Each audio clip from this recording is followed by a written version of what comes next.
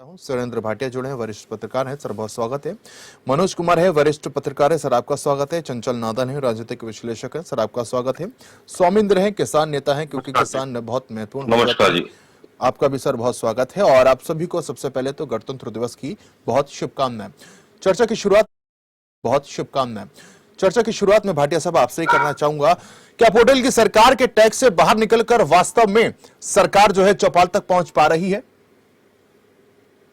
ऐसा शाहबाज जी, सबसे पहले तो गणतंत्र दिवस के अवसर पर सभी को बधाई।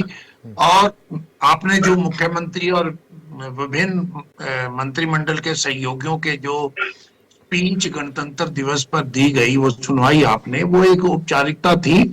और मैं ये देख रहा था कि उसमें कोई विशेष बातें नहीं थी, ना तो बजट से संबंधित थी। मुख्यमंत्री जी अवश्य अपने आंकड़े दे रहे थे और ये होना भी चाहिए। अपनी सरकार की जो उपलब्धियां हैं वो वही गिनवाएंगे। लेकिन अगर So we loved Australia's beaches, but we had no idea how beautiful the rest of it was. The red dirt, the unspoiled landscapes, the views that just draw you in. It's like another world. Come and say g'day. हम चर्चा ये करें कि हमारा राज्य इस समय किस स्थान पे है, तो वो मेरे हिसाब से चिंताजनक स्थिति है। विशेषकर कानून व्यवस्था की स्थिति चिंताजनक है, नशे की व्यवस्था चिंताजनक है। और इस समय हम चाहे 2% हैं आबादी के हिसाब से, लेकिन अपराधों में हम चौथे नंबर पे हैं देश में। कोई भी सरकार के मंत्री, कोई भी मुख्यमंत्री ये चीजें नहीं गिनवाएंगे, वो नेगेटिव पॉइंट जो भी हैं। लेकिन मुख्यमंत्री जी को और मंत्रियों को अधिकारियों के साथ अधिक समय लगाना होगा, विवेचना करनी होगी भी हम क्यों हरियाणा में हमारी जो स्थिति है वो नशा बढ़ रहा है, कैंसर बढ़ रहा है, बुनियादी जो चीजें हैं जैसे चिकित्सा और शिक्षा के क्षेत्र में जीडीपी का, ऐसा कहा जाता है 6% जीडीपी का शिक्षा पे लगना चाहिए। लेकिन सरकारी स्कूलों में, सरकारी महाविद्यालयों में टीचरों की कमी है, हॉस्पिटल्स में जो है वो चिकित्सकों की कमी है। कुछ बातें हरियाणा सरकार ने जो पोर्टल के माध्यम से की है, वो मंथन का समय है, वो हर चीज को ऑनलाइन लेके आए हैं, लेकिन उसकी तैयारी भी अधूरी है। रजिस्ट्रियां ऑनलाइन लेके आए हैं, बहुत अच्छी बात है। ऑनलाइन रजिस्ट्री वो होती है, मैं अपनी प्रॉपर्टी जो बेचना चाहता हूँ, जो खरीदना चाहता हूँ, घर बैठ के उसको ऑनलाइन अपलोड करूं और अधिकारी अपने कार्यालय में बैठ के उसको ओके करे या रिजेक्ट करे। लेकिन यहाँ अभी भी आपको टोकन लेना पड़ेगा।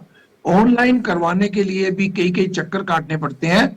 मैं उसको मेरे पास पुख्ता प्रमाण तो नहीं है, लेकिन पिछले दिनों एक रजिस्ट्री हरियाणा में हुई जिसमें 15 लाख रुपए की रिश्वत ली गई। वो कोई विदेश से आए थे, उनकी विदेश से उनको वापसी जाना था, उनको समय नहीं दिया जा रहा था, तो उनको भारी रिश्वत लेकर उनकी रजिस्ट्री हुई। इसके ब्लैक एंड व्हाइट में पुख्ता प्रमाण नहीं है, लेकिन ये बात सही है।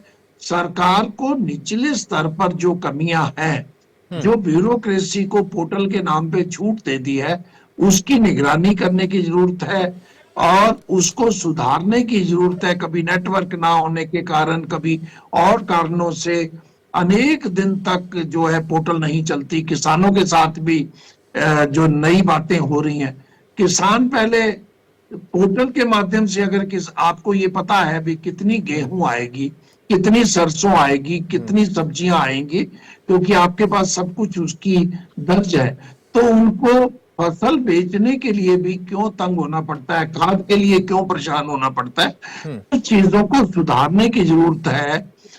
इन चीजों के लिए आपको सबसे पहले, आपके पास किसान नेता भी बैठे हैं, वो भी कहेंगे जो है हमारे यहाँ तरतीब में नहीं, भूमि के बंटवारे के केस लाखों केस कोर्ट्स में है, परिवारों के हैं, पड़ोसियों के साथ हैं। तो कुछ चीजों के मुख्यमंत्री आजकल पंजाब में अधिक समय दे रहे हैं और बैठकों में समय दे रहे हैं, उनको अपने अधिकारियों के पास बैठ के, मंत्रियों को अपने अधिकारियों के पास बैठ के ये जो है कार्यक्रमों की सरकार है, कोई ना कोई कार्यक्रम जारी रहता है, कभी किसी नाम से कभी किसी के नाम से। आपको धरातल पे जो काम करना है उसके लिए आपको अधिकारियों के पास बैठ के, अपने वर्करों के पास बैठ के, विपक्ष के लोगों को, पत्रकारों को, एडवोकेट्स को, चिकित्सकों को, उनकी मुश्किलें सुन के उनकी कठिनाइयों को दूर करना सरकार की इस समय जिम्मेवारी है। 1 साल से अधिक समय सरकार का हो गया है, अब 1.5 वर्ष लगभग हो गया है।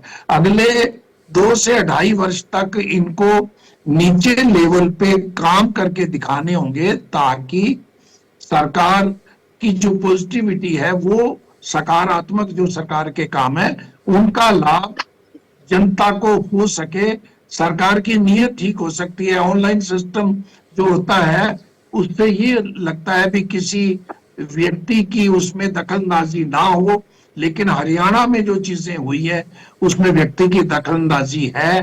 ठीक है। जैसा कि मैं उदाहरण में एक सरकार का एक लास्ट दे दूंगा, इनकम टैक्स में ऐसा हुआ है, सरकार, केंद्र सरकार कर पाई है, उसमें व्यक्ति की दखलंदाजी खत्म हुई है, उसमें पोर्टल के माध्यम से काम ठीक ढंग से हो रहा है। लेकिन हरियाणा में दिक्कतें अभी हैं।